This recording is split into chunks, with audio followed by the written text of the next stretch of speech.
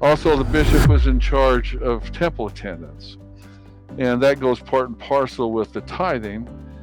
They would come in, and probably the most rigorous requirement where people would have to pay 10% of their income. There was always the question whether it was gross or net, and I'm not going to go there. Okay, but that was always an issue, and that's when I just asked, "Are you a full tithe payer? Yes or no?" And that was up to them.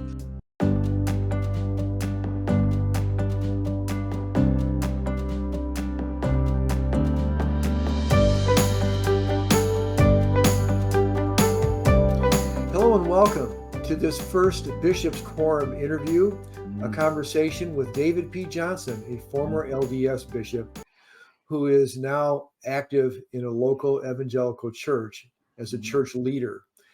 And we're gonna have an opportunity for David to tell us a little bit about what it means to be an LDS bishop, what it has meant to him, some of the ups and downs and sideways, and a little bit about his journey from being an LDS bishop to kind of fast forwarding to where he is today, and some of the things that he's experienced. One of the things that I'll mention is that here it is. You can go online and you can see a wonderful sort of testimony that David Johnson has on YouTube, and so if you just search on YouTube for the title "From LDS Bishop to Born Again Christian," and you'll find it there with the Utah Research Center listed there. So anyway, let's do this. Let's welcome David Johnson, former LDS Bishop, and it's a delight to be able to speak with you today, David. Well, thank you. I'm surprised that you'd ask me, but I'm happy to do it.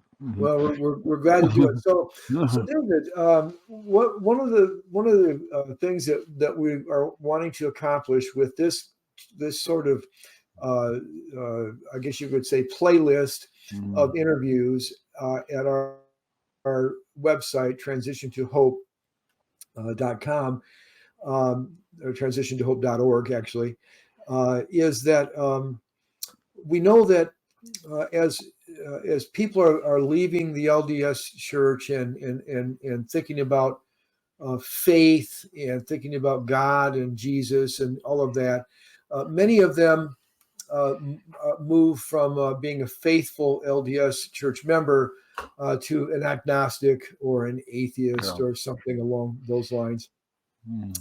But we also know that very often the local bishop is sort of charged with stemming the tide, charged with trying to keep people in the fold, and so it's a bit of a challenge. So what I'd like to do, two things in this interview, if we could. One is if you could kind of help us get a better understanding, especially those who don't really have a familiarity with how things work in a ward.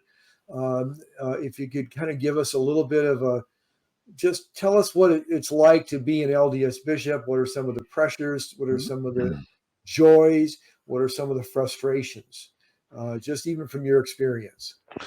Well, let me preface my remarks as I was a bishop in 84 to 89, okay, just shy of 5 years. And so some of my remarks might be a little dated because some of the policies have changed. But by and large, they will still be congruent with what's happening now.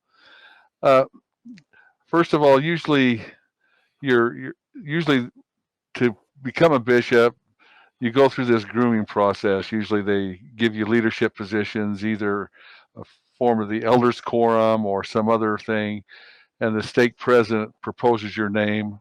The mechanics of that I'm not really sure, but then you get called to be a bishop.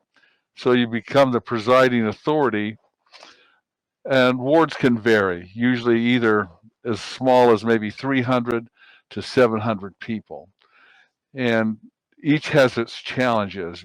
With a smaller group, you don't have enough people to fill all the positions, and when you get to the 7 and above category, you've got too many people and you haven't got enough places to put them. So there was kind of a sweet spot of most wards kind were around 500 people.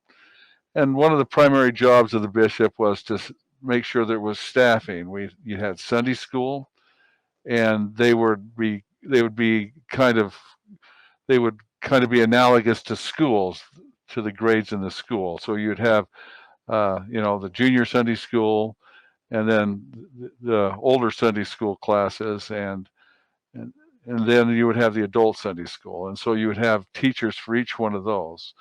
And now I'm not really familiar, but they have an abbreviated schedule now that they only have basically Sunday school as we know it every other week. And so I'm just telling you, what I know from hearsay.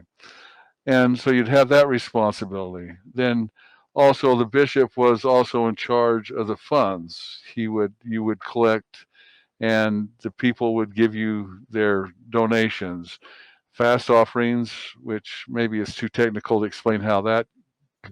It's usually offering at the bishop's discretion that he can use for the poor and needy in his ward.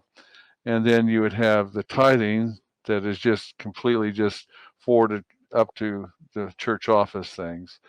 And then when I was a bishop, we had things like building fund. We was in charge of accumulating monies to make the buildings, but since then I understand that those have been discharged. But and then every year, and this is in talking to my old pastor, we just got a new pastor, and I explained to him that every year, at least this is how it was towards the end of the year, starting around Thanksgiving time until the next year, we had what was called tithing settlement, and every member would have to, well, not every member would have to, but it was desired that every member would come in and declare whether they are a full tithe payer or not. And for those that were inactives, the bishop's discretion, he would declare for them that they weren't. And then you would have to fill in this lengthy report and forward that in to the church so that they would know exactly what percentage of your ward were full tithe payers. And there's a little bent on that. Apparently, if you were above 30 or 35%, and you were going to get a new building, they would give embellishments to the building. They'd make the cultural hall a little bigger. They'd make this a little bigger. They would do if you were at a certain level. So it was desirable for you to increase that. Also, the bishop was in charge of temple attendance, and that goes part and parcel with the tithing. They would come in, and probably the most rigorous requirement would people would have to pay 10% of their income. There was always the question whether it was gross or net, and I'm not going to go there. Okay, but that was always an issue, and that's when I just asked, "Are you a full tithe payer? Yes or no?" And that was up to them. Yeah.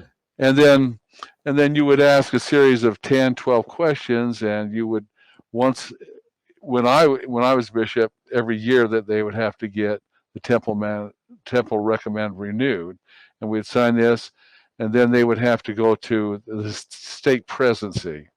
To explain that, there's a lot here. A stake would encompass 5 to 8 or 9 wards. So I would report to a stake president, and there would be 5 or 8 other bishops that would be contained in the issues unit, and that would be the stake president. And they would sign the recommend and make them temple worthy. When I did that, they did it every year. It was annual. I understand now it's every 2 years they've done that. And so that was a big responsibility to do that, because you'd have to meet with all those members. And then you was also encouraged, you was the bishop, and this gets kind of in the weeds. In the Mormon hierarchy, the bishop is really the head of the Aaronic priesthood. Now and so he was always in charge of the youth. And so you or one of your counselors would have to interview the youth at least once or twice a year and see how they're doing. And so this gets pretty labor intensive. And I don't and if I'm thinking this on my feet, or while I'm sitting down, what other responsibilities we had. There was always people resigning from positions, like in Sunday school, or we would have there was a young women's group where they would have a presidency, and we'd call them and they'd suggest names for their leaders. And then we had the scouting program. I was part of the. We had scouting leaders. The bureaucracy. We used to have this euphemism that a Mormon had three tenses: either was going to a meeting, in a meeting, or going from a meeting. And so it was, as I look back, I was in my late 30s when I was doing that, and I was working a full-time job, and I don't know how I had time to do it, but we did Mhm. it anyway. Is there something else specific? I mean, No, that was that's absolutely perfect. Let me ask you a couple of follow-up questions. you One bet. is, you said that the bishop is the spiritual authority, I think you said spiritual authority there or no, the presiding authority. You said he was the Right, that'd be better. Yeah. presiding authority. Um, and I guess that was, I kind of stumbled into it. Does that mean that he had some kind of spiritual authority? Well, people would come in. Usually, it was kind of a unique thing when you would call leaders, especially you would have young women's leaders or Relief Society leaders. So that was the group that was to superintend over the women of the ward. You would call those people in, and then you would set them apart. You would lay your hands on their head, and you would give them a special blessing. Mhm, And then you would, through the promptings of the Spirit, you would give them guidance and direction. And so you had that aspect. mhm, Also, when your spiritual leader, when kids would come in, you would guide them and ask them what their issues were. And so, yes, you were kind of put in that position where you were the authority. mhm. And Did, for some people, I mean, there was a time where I had like 4 or 5 divorces going on in my ward at a time, mhm, and that was out of my wheelhouse. And so the church had social services, and so I would go with those couples, and we would meet with this counselor and try to help them mend their marriage. You got to realize, your shortcomings and your inabilities, and but the church was had a lot of apparatus and a lot of helps to help a bishop if you would use those to help those people. And it's just life, and people, you know Mormons aren't perfect. As I've been a Christian, they're not perfect either, and the same trouble. What's the cliche? If you find a perfect church, don't join it because you'll wreck it. mhm, And right, Mormons are, their divorce rate probably isn't a whole lot different than the general population. I mean, mhm, it's probably in the in the same wheelhouse. They can't brag that they're any better than anyone else. Anyway, there's a lot of issues. I mean, you got immorality in the youth. I remember I had one girl that bragged that she'd had an abortion, a high school girl, and oh we had to boy. do some church discipline. It's tough. I had a young ward. I averaged probably only a funeral every year. My ward was very young, and I see other wards they have funerals probably several a month, and so Mhm. mine was different. I hope that answered the Yeah, very question. much so. So when you were um, when you were working with all these different groups, the young people. By the way, when you talked about the Aaronic priesthood, Yeah, that that that the bishop is the sort of the lead person of the Aaronic priesthood, yeah. and then you were working with youth. So does that mean you were working with boys as such, as opposed to girls? Mostly it. Yeah. You had two counselors in Mormonism. There's basically three quorums, or three different groups of Aaronic priesthood. You would have the deacons, which is a familiar name, in Christianity, just means servant. And then there's a unique one that Joseph Smith is called the teachers. And I don't know what a 14-year-old kid can teach anybody, but that was Mhm. the name of the group. And then at 16, they had the priests. and the priests had the full rights of the Aaronic priesthood. They could baptize, or they could actually perform baptisms. They couldn't do confirmations, but they could baptize. Yeah. And anyway. So when you were counseling with folks who are having marriage problems, and you were counseling with boys, is they're going through those various stages of development, priesthood, and so on, and having temple worthiness interviews. So to what extent did you draw from your own sort of wisdom as opposed to sort of the culture of the LDS Church, as opposed to the Bible? I mean, if you were going to say you, the church, and the Bible, and you could say, well, I drew 50% from this. How would you? I know it's a stupid question, but I'd be really interested. How would you assign your reliance upon these three categories as you counseled with people? Well, let me give a little background to that question. My wife and I started listening to Chuck Swindoll a lot, and so a lot of those principles got infused into my own methodology. Remember, we had one gal came to us, and she was all upset because her husband, the only job he could find was out of state, and he was home maybe 2 weekends out of the month. And she came and thought that God was really testing her. And I tried to point out to her, I says, you know what? Your husband has a job. Your children are healthy.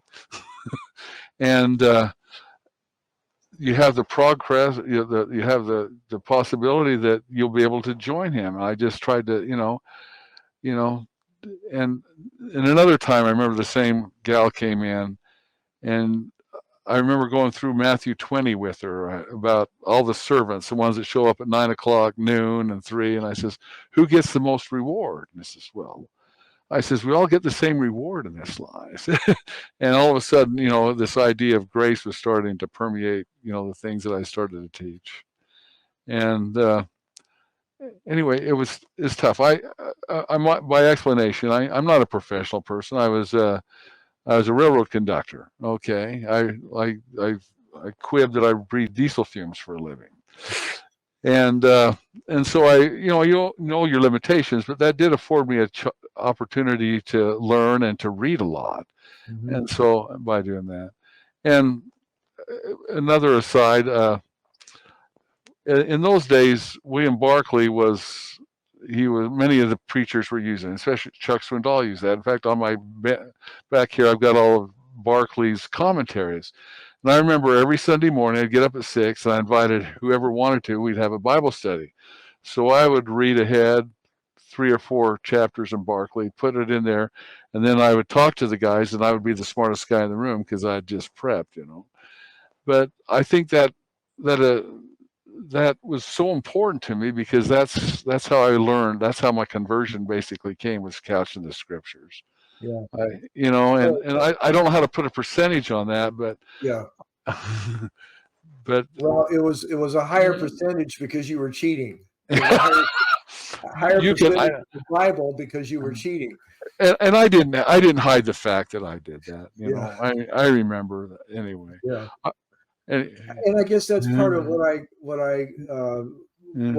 interests me is that my impression is, unless a bishop does what you did, and turn to the Bible, turn to some other resources that help you follow along in the Bible and understand it, some commentaries and so on. Unless you do that, you are left to rely more upon just the wisdom that we get as to go through life, number one, and then number two, sort of the expectations that emanate from the church culture, the church, whether it's the word of wisdom or whatever other sort of rules that you follow. you were able to rely a little bit less on your own Oh, for sure. way of doing things, and a little bit less on the church culture, and a little But bit more on the Bible. I can address that a little bit. My wife was absolutely a groupie for James Dobson. Mm. We had 7 children. I had 5 girls, 2 boys. They're all productive now, and I don't need to enumerate that. But that was her godsend. And so here was a lifeline outside of Mormondom that just basically saved her. I mean, we have all our kids are like strong-willed, and the strong-willed child that Dobson wrote just was a godsend for her. Mhm. And then she would listen and realize these mothers are having the same issue as she is. Excuse me, she's proper English. Anyway, it was a resource. I think it was just subtly those things just moved us out of Mormon because we didn't find that support there. Yeah, yeah. Mm. Mm. Well, what was the most enjoyable thing about being a bishop, and what was the most frustrating thing about being a bishop? Probably the most enjoyable thing is I just enjoyed the camaraderie with man that we're doing the same thing. That we band of brothers be, a little St. Crispin's Day, Shakespeare. There's something when you're doing the same struggles with men and you're having the same goal. It's just a fantastic thing. It was just enjoyable. I love the camaraderie of men. When I left Mormondom, there was a there's a larger church than what I do attend now that I led a men's study for over 12 years, and I just enjoy that camaraderie, and that was just it. That was numero uno. It really Yeah. was. Before we go into what was the most frustrating thing, let me ask you this: how is camaraderie uh, within an evangelical church context? Um, where you have a little bit more emphasis on the Bible and upon a relationship with Christ, a lot more emphasis Well, for actually. sure, for sure. How is the camaraderie that you experience in an evangelical church setting with the Bible and with Christ? How is that camaraderie different than what you experienced in an LDS church setting? Well, a lot of it, the cast of characters are completely different. I mean, I remember the group I had. We had lawyers, we had an orthodontist, you have a dentist, you have people that were Catholic, a lot of Catholics, some from other real strict, Christian background, others from liberal Christian backgrounds. And so you get this more eclectic thing. Whereas in Mormondom, it's cookie cutter. All of us have gone through that mill and it's all been the same. And so somehow the experiences were different and the way that they came to Christ was different. Many of them, at least in the Bible study I had, a lot of them Campus Crusade for Christ captured a lot of the men that I dealt with there in the Christian setting. And it was and they did the right things for the right reason. Where the Mormonism, a lot of it it's inertia. Might explain where your family does this and finally you do it and you do it and finally you're doing the same things your dad did. Where a lot of the guys there, you know, what is the cliche? God has no grandchildren, Mhm. and somehow everyone has their own individual conversion. Where that wasn't true in Mormondom. A lot of them, it was the testimony of their dad, or they're just doing the right things to please their parents. And I don't know.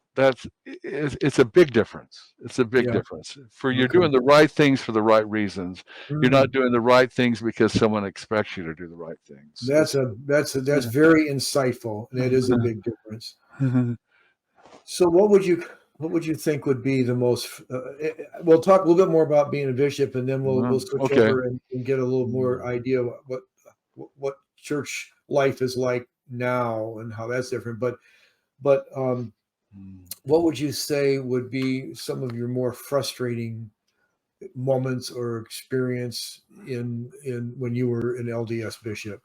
Well, what's sad is if you're a true pastor, or if you really are a shepherd of the people, you mourn with them when they mourn. I mean, I'm probably the hardest things is, you have some kid come in. I had some girl came in, and I asked her some typical questions, and she confessed to some horrific immorality, and it just tears you out. I says, how do I reach this kid? Yeah. But nevertheless, that you have, and God has put you in a situation where you have to kind of shake this kid and say, listen, this isn't what God has for your life. I Yeah. mentioned earlier the gal that, had an abortion, and she's bragging to the other kids about it. And, Mhm. and I remember one duty I did not mention that a bishop has is to take care of, if you have people of need, you cut checks for people to help them out. I Mhm. remember I had this gal. She was a widow, a young widow, and I go to deliver the check and catch her right in the middle of, well, let's just say, indiscretion. Right.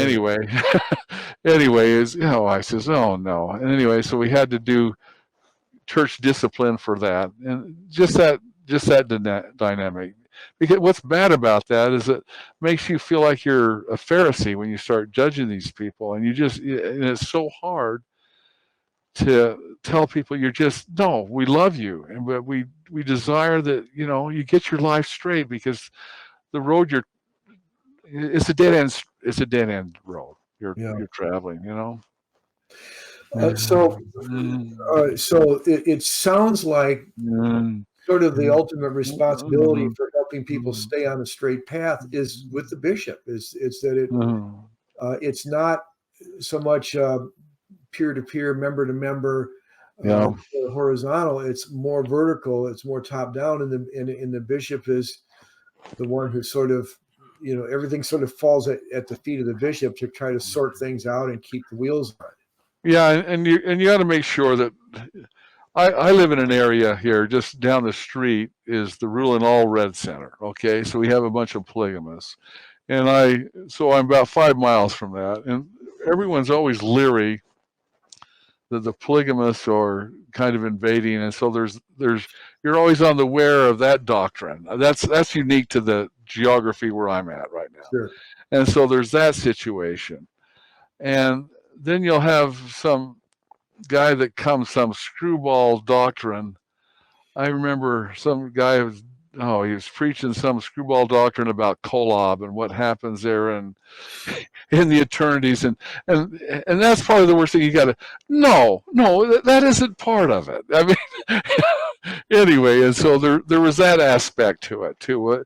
So you were kind of the monitor. Yeah. Uh, anyway, I So, hope I go go. when people come rolling in with this or that uh, doctrine, and of Mm, course, unfortunately, sometimes, if not often, they're getting it from actual church, from Brigham Young, or yeah, for sure. historical church doctrines that have been sort of quietly set aside since then. So you're not just struggling against sort of heresies from the outside. You're struggling against so-called heresies from the inside, and that's got to be a more difficult battle. Well, I don't know how many times I says, "Is it in the book?" This is I'd hold up. Well, I'd hold up the scripture. Is it in the book?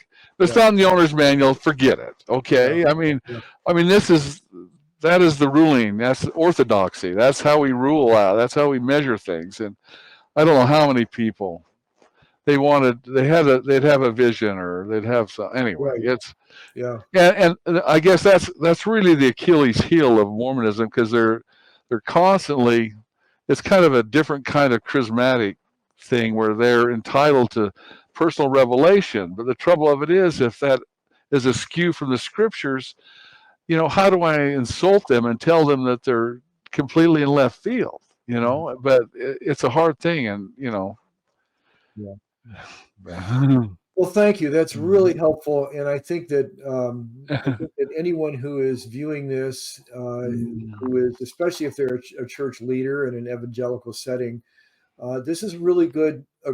A good way to kind of develop some empathy for the tasks that are laid at the foot of a bishop in a ward or bishop, bishopric, counselors, Yeah. or even stake presidents or whatever. These are the kinds of tasks that are laid there, and the resources that are available are, you yourself found that you needed to go outside Oh, for uh, sure. for resources because the tasks are almost insurmountable in many cases. Yeah, they are.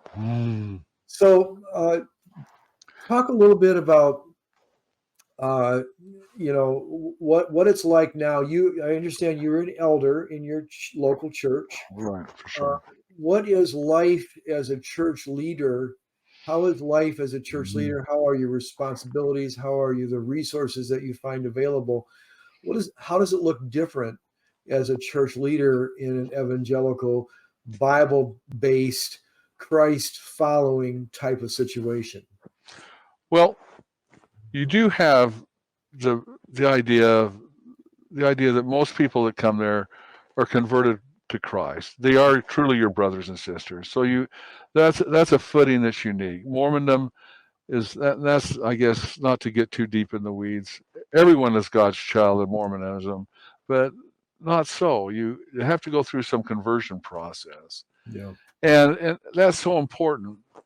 I attended this church that I'm attending now for about 10 years, and the bishop, excuse me, wow, there was a Freudian slip.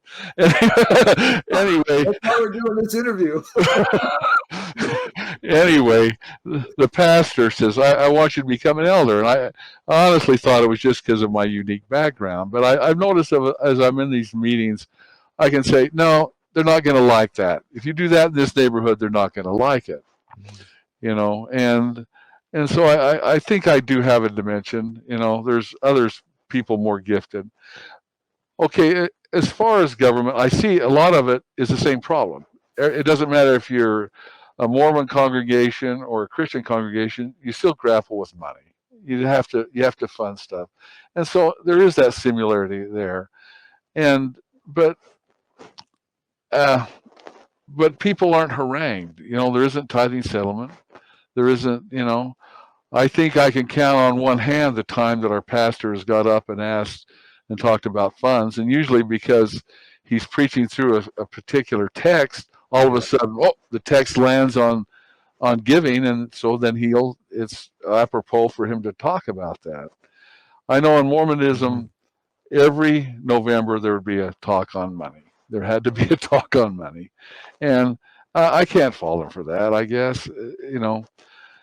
Another thing I see that there's more of a volunteer nature. I mean, in our bulletin, there'll be people that want to go to the rescue mission, people that want to help in the nursery, people that want to help in Sunday school. People aren't specifically asked. It's more volunteer.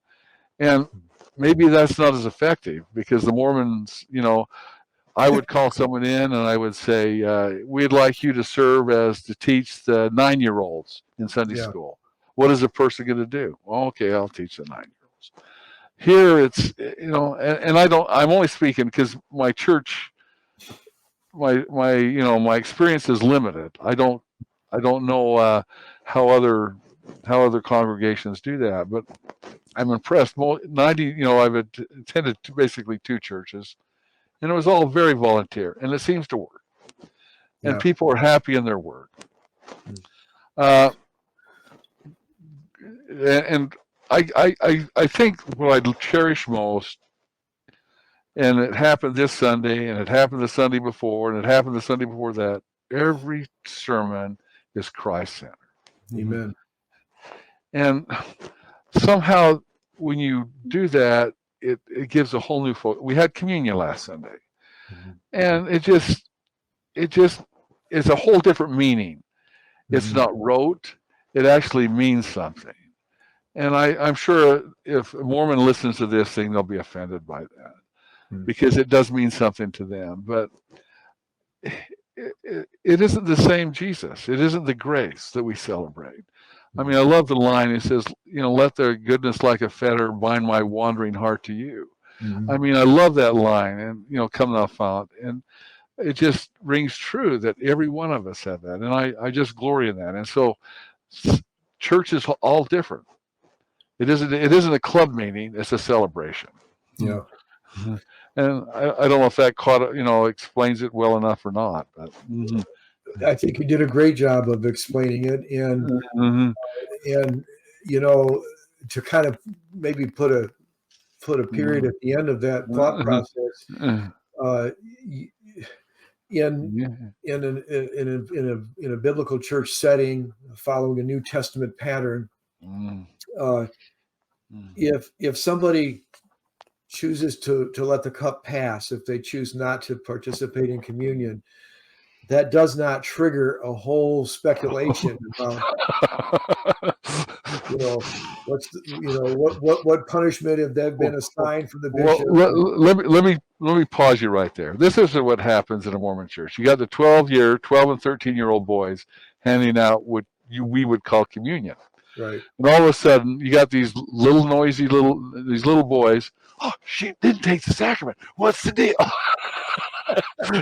It's a real thing, and I remember that as I did that. Okay, I did that. And man, what have they done? Anyway, I interrupted you, but go ahead. No, it's if somebody does see that a brother or a sister is struggling with something, whether it's sin or something else, we're called upon in the New Testament to come alongside of them and pray with them and seek to help them reconcile with the Lord and reconcile with anybody else that they need to. And so there is a sort of even as you talked about callings or volunteer tasks and so on, there's more of a bottom up, heart going outward and sort of bottom up swelling of following Christ and how can I worship Christ through worship, but also through service, and how can I serve the kingdom? It's coming from within, from how the Lord changes our hearts, and not so much an authoritative thing. And actually, that's the last thing I wanted to just think out loud about is that there is no such thing. And when you talked about giving and how maybe there's a sermon a few times a year as the text leads us into that topic, but there isn't this sort of pressure that's enhanced by the temple worthiness idea that you don't get your literally your card to get into the temple if you can't show or at least claim that you're a full tithe payer. Let me interrupt you there. There's a cute story about that. There was a policeman that he was a policeman down in Springville, and he eventually became a writer for the local paper, the Tribune. And he wrote for the weekly down there in Utah County. And he says, when I'm a policeman, I do not need to see your temple recommend when I pull you over. I just need to see your driver's license. So maybe the thought is, if I'm good enough to go to the temple, then you shouldn't have any problem with me speeding a little bit or whatever. Anyway, I thought that's a good true story. You do not need to see that temple recommend. Just put that away and give me your insurance and your license. That's really great.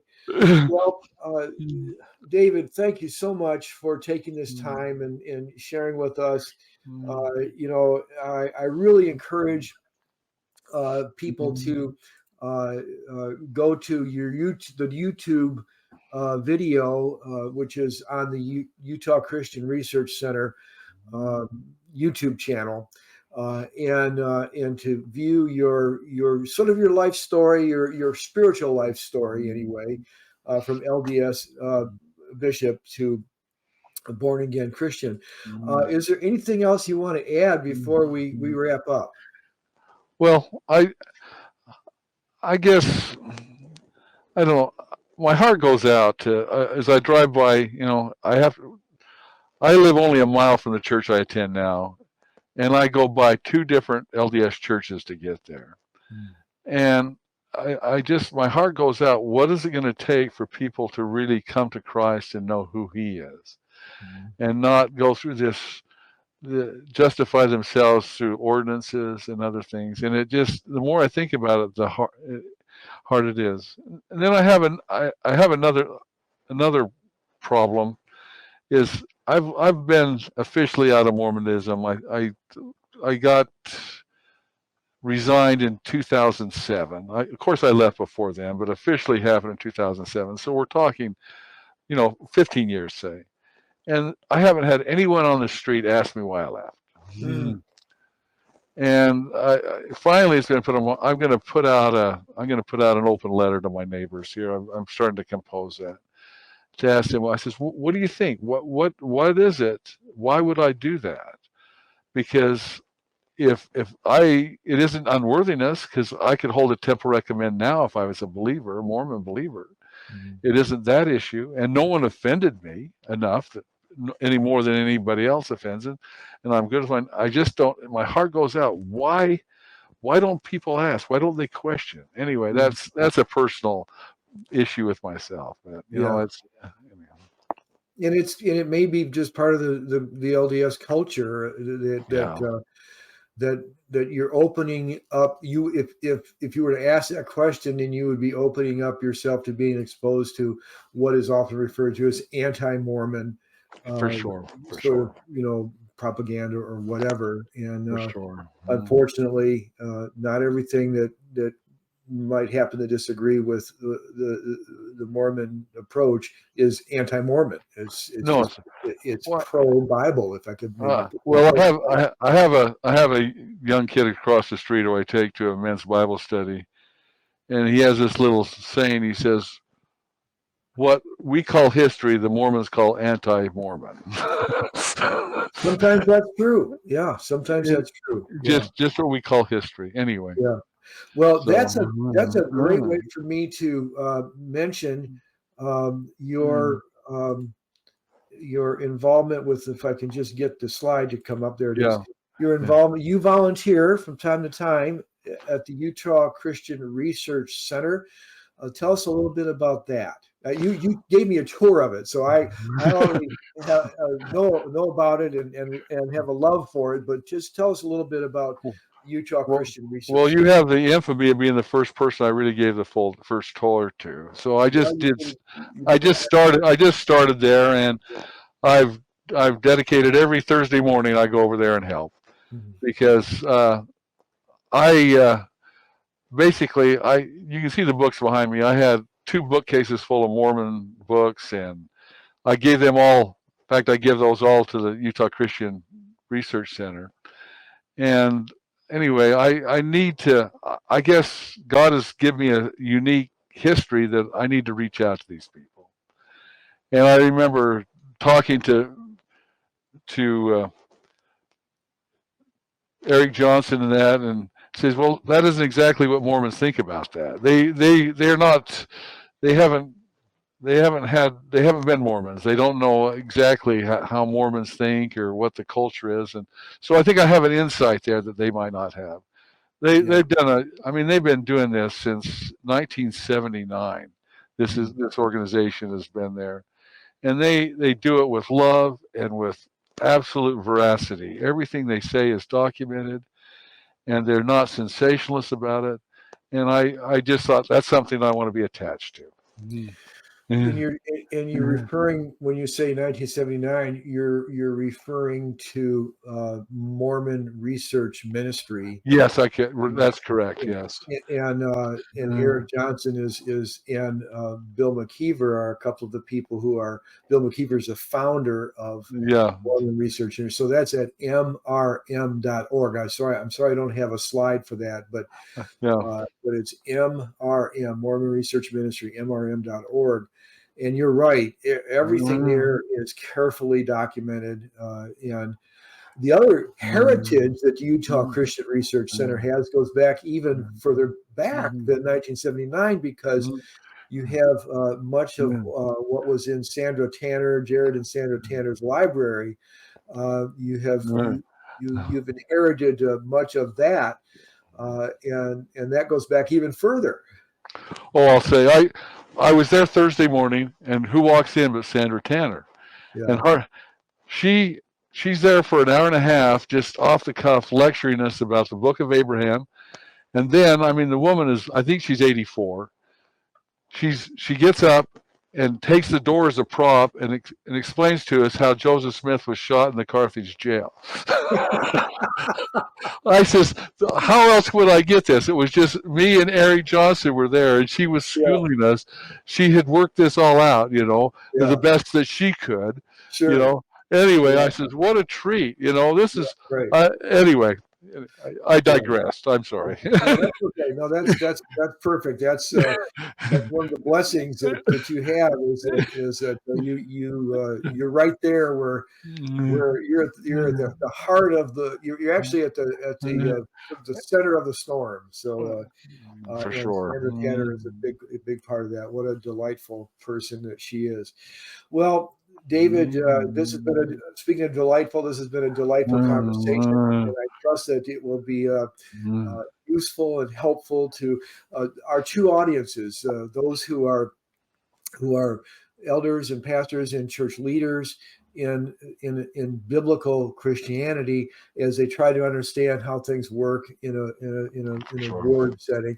And I think it's also helpful for those looking in who are currently church leaders, or LDS church leaders, whether it's ward, whether it's a bishop or bishopric members, or stake presidencies, or elders quorum presidency, or any even general authorities. That the heart of shepherding that you very often find among bishops in particular, and sometimes stake presidents, that heart of shepherding is often frustrated, and unless you're really shepherding the lambs, unless you're really shepherding the sheep. And so a lot of the skills transfer over, but it really doesn't matter until the heart transfers over, and the Holy Spirit does the work in the person's life. So thank you very much. I do encourage our listeners and viewers to go to your little story there on YouTube, and it's really delightful. David, it's been great. I've enjoyed talking with you, and I hope to see you again very soon. Yes, we will. Okay. Thank you. It's been a pleasure. Thank you. Bye.